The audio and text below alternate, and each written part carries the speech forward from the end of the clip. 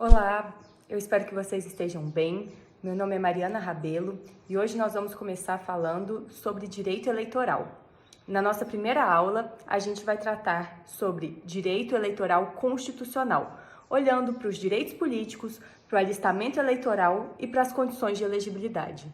Bem, os direitos políticos constituem a base do regime democrático e se referem ao direito de participação dos cidadãos no processo de organização e de formação das decisões estatais. Eles abrangem o direito ao sufrágio, que se materializa no direito de votar e de ser votado.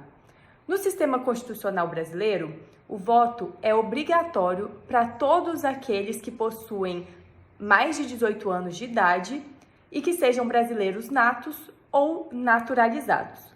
De outro lado, o voto é facultativo para aqueles que possuam entre 16 e 18 anos, para os maiores de 70 anos e para os analfabetos. O direito de votar é adquirido a partir do alistamento eleitoral perante a Justiça Eleitoral. O Tribunal Superior entende que tem direito de votar todos aqueles que completem 16 anos até a data da realização das eleições. O que a gente pode verificar, portanto, é que no Brasil se adotou o chamado sufrágio universal, o que significa que os direitos políticos são reconhecidos a todos os nacionais, independentemente de pertencimento a um determinado grupo ou classe. O sufrágio universal se contrapõe a modelos como o do sufrágio censitário e do sufrágio capacitário, nos quais se concede poder de voto de acordo com determinada qualificação econômica ou capacidade do eleitor. Dito isso, vale também verificarmos quem é que não dispõe direito de voto no Brasil. Primeiro, não dispõe direito a voto os estrangeiros. E, em segundo lugar, não dispõe direito a voto durante o período do serviço militar obrigatório os conscritos, ou seja, aqueles que estão prestando serviço militar. A gente precisa também ter conhecimento de algumas características que são atribuídas pela Constituição ao voto. Então, de acordo com o artigo 14 da Constituição, o voto deve ser direto, ou seja, ele é dado pelo eleitor diretamente a determinado candidato ou partido, sem que haja uma instância intermediária, como um colégio eleitoral. No voto indireto, o eleitor vota em pessoas que são incumbidas de eleger os ocupantes dos cargos postulados. Esse é o modelo utilizado, por exemplo, nas eleições presidenciais dos Estados Unidos. Em segundo lugar, o voto deve ser secreto, e essa é uma característica que busca assegurar a liberdade de escolha do eleitor. Por fim, o voto deve ter igual valor para todos. Isso é uma forma de assegurar a isonomia entre todos os eleitores.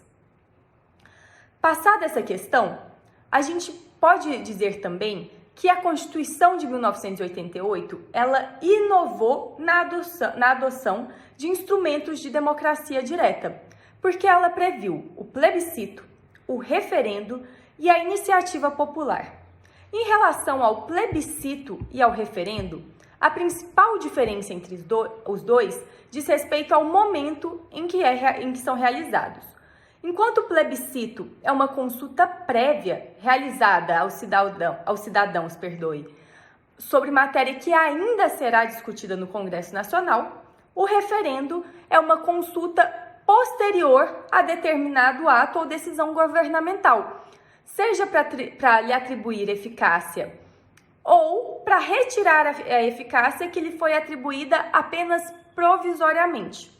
Por fim, a iniciativa popular é a possibilidade de apresentação pelos cidadãos de projeto de lei à Câmara dos Deputados. Nós vamos analisar ainda aqui as condições de elegibilidade, porque para ser eleito é preciso que o cidadão cumpra com alguns requisitos. Esses requisitos são, em primeiro lugar, ele deve ser um nacional brasileiro. Em segundo, ter pleno exercício de seus direitos políticos. Em terceiro lugar, é preciso também que o cidadão esteja alistado eleitoralmente. Em quarto, que ele tenha domicílio eleitoral na circunscrição em que pretende se candidatar. O cidadão precisa ainda estar filiado a partido político e, por fim, ele precisa ter a idade mínima prevista para o cargo ao qual precisa concorrer. No Brasil, essas idades são de 35 anos para os cargos de presidente, vice-presidente da República e senador, de 30 anos para governador e vice-governador de estado e do Distrito Federal, de 21 anos para deputado federal, deputado estadual ou distrital, prefeito e vice-prefeito, e por fim, a idade de 18 anos para que possa se candidatar a vereador. Vale a pena também chamar a atenção para a elegibilidade do militar, que conta com algumas peculiaridades. O militar, ele é elegível nas seguintes condições. Se ele contar com menos de 10 anos de serviço, ele deve se afastar da atividade.